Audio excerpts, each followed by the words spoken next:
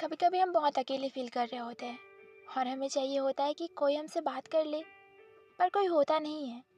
बस वही पुरानी बातें याद आने लगती है और वापस फिर से वही सब सोचना शुरू कर देते हैं हम, जो बीत चुका है।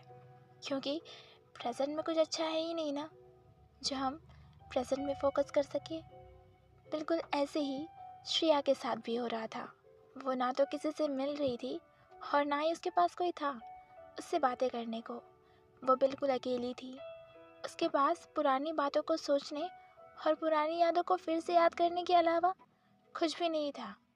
बोर तो हो गई थी वो, क्योंकि पुरानी यादें भी कुछ खास नहीं थी। उन यादों में कभी कभी वो अचानक ही रोने लग जाती। पता नहीं क्या हुआ था उसके साथ। वो किसी को कुछ बता भी तो नहीं सकती थी ना।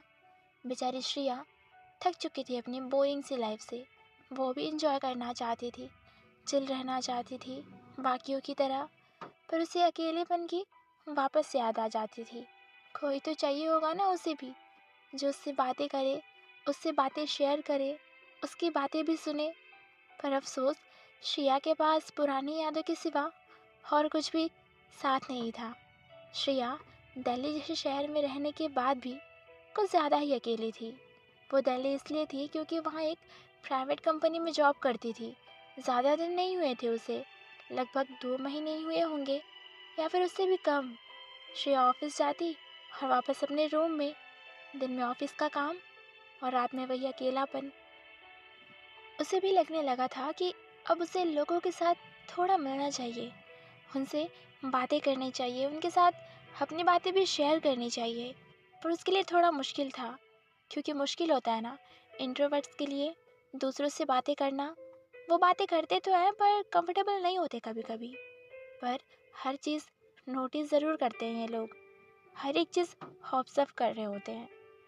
अब सुबह हुई, श्री ऑफिस के लिए निकल गई। पर उसे नहीं पता था कि आज ऑफिस में कुछ अनोखा होने वाला है, जो आज से पहले हुआ नहीं। श्रेया ऑफिस पहुंच गई, अपनी जगह पे बैठ भी गई और लैपटॉप खोल ईमेल चेक कर रही थी कि थोड़ी देर बाद किसी का हाथ गलती से उसे लग गया। ऑब्वियस सी बात है, हाथ लगने पर श्रेया ने देखा। उसके देखते ही एक हैंडसम सा लड़का श्रेया के कुछ कहने से पहले ही न जाने कितनी बार उसे सॉरी बोल चुका था और श्रेया से कहने लगा कि तुम तुम ठीक तो हो ना, ज़्यादा लगी तो नहीं तुम्हें। श्रेया और कहती भी क्या, इनोसेंट सी लड़की, ऊपर से इंट्रोवर्ट, ज़्यादा कुछ नहीं, बस इतना ही कहा, इट्स ओके, नहीं लगी ज़्यादा। और फिर वो लड़का भी वहाँ से चला गया और श्रेया भी वापस ईमेल चेक करने में लग गई। पर श्रेया के मन में एक बात अभी भी चल रही थी। भले ही वो बातें नहीं करती वहाँ ज़्यादा किसी से, पर उसने ऑब्जर्व तो किया था और उससे पहले वो लड़का वहाँ कभी नहीं दिखा था। शायद कोई न्यू ज्वाइन ही होगा, वो यही सोच रही थी। और फिर पूरे दिन वही काम काम। फिर सब कुछ नॉर्मल ही था जैसे बाकी के दिन होता है। पर शाम हुई, घर जाने का वक्त हुआ और वही हैंडसम सा लड़का वापस श्रेया से मिलकर उसे सॉरी कहने लगा। पर श्रेया इस बार मुस्कुराई और कहा, इट्स ओके, ज़्यादा लगी नहीं थी। उस लड़के ने श्रेया की ओर थोड़ी देर देखा और अपना हाथ आगे लाते हुए कहा कि oh, by the way, I am Ayush Mehra, and you. Shreya ने थोड़ी धीमी आवाज़ में कहा, श्रेया, श्रेया ठाकुर। और वैसे बातें करते करते वो दोनों ऑफिस से बाहर आ गए और फिर अपने अपने रास्ते चले गए। ज़्यादा बातें नहीं हुई उनकी, पर श्रेया के लिए कुछ नया था। उसे तो अच्छा लग रहा था। उसे लग रहा था कि आज तो उसने कुछ ज़्यादा ही बातें कर ली।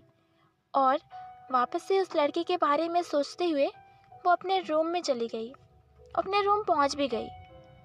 काफ़ी दिनों के बाद उसे कुछ अलग फील हो रहा था, क्योंकि उसे पुरानी यादों को पास्ट में ही रखने की वजह जो मिल गई थी। वो अब भी आयुष के बारे में सोच रही थी, पर उसे उसके नाम के अलावा और कुछ भी नहीं पता था। अगले दिन श्री ऑफिस पहुंच गई। अब भी आयुष उसके साथ था। वो दोनों ऑफिस के बाहर ही मिल गए थे। आयुष अपनी बाइक पार्क कर रहा था और उसने श्रेया को देख लिया और उसे आवाज़ लगाई और फिर साथ चलने को कहा था। ऑफिस के काम के बाद वो दोनों निकल गए और अब भी आयुष श्रेया के साथ ही था। आयुष श्रेया से कहता है, श्रेया तुम ज़्यादा बातें नहीं करती हो क्या किसी से? तुम्हें बातें करना पसंद नहीं है या फिर लोग? श्रेया ने कहा, नहीं ऐसा कुछ भी नहीं है, करती हूँ बातें पर थोड़ा टाइम लगता है। आयुष थोड़े धीमी आवाज़ में कहता है, ओह अच्छा, तो थोड़ा टाइम लगेगा। श्रेया ने कुछ ज़्यादा सुना नहीं, इसलिए फिर से उसे कहने लगी, क्या कहा? नहीं कुछ खास नहीं, वो मैं तो यही कह रहा था कि बस कि थोड़ा टाइम चाहिए तुम्हें लोगों से बात करने के लिए। तो ठीक है ना, तुम मुझसे ही बातें कर लो, मैं जल्दी में नहीं हूँ, मेरे पास टाइम ही टाइम है, तो तुम मुझसे बातें कर लेना। वैसे मैं जल्दी ही लोगों को इम्प्रेस कर देता हूँ। और एक सीक्रेट है, किसी को बताना मत। मेरे साथ लोग अनकंफर्टेबल फील नहीं करते ज़्यादा। पर तुम बताओ, तुम चुप क्यों हो?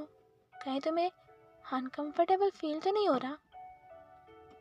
मैं ऐसी बातें जो कर रहा हूँ तुमसे?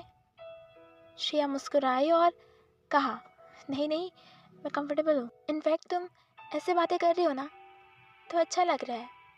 अब चले, हमारे रास्ते अलग हैं।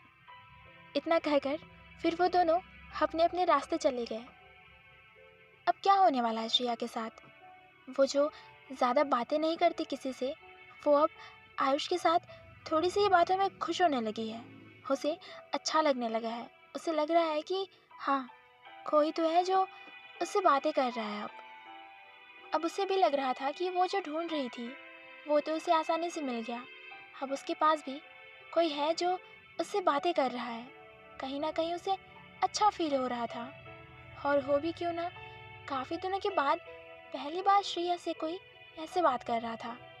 कहानी इंटरेस्टिंग होने वाली है और आगे क्या हुआ ये जानने के लिए नेक्स्ट एपिसोड पे आइए।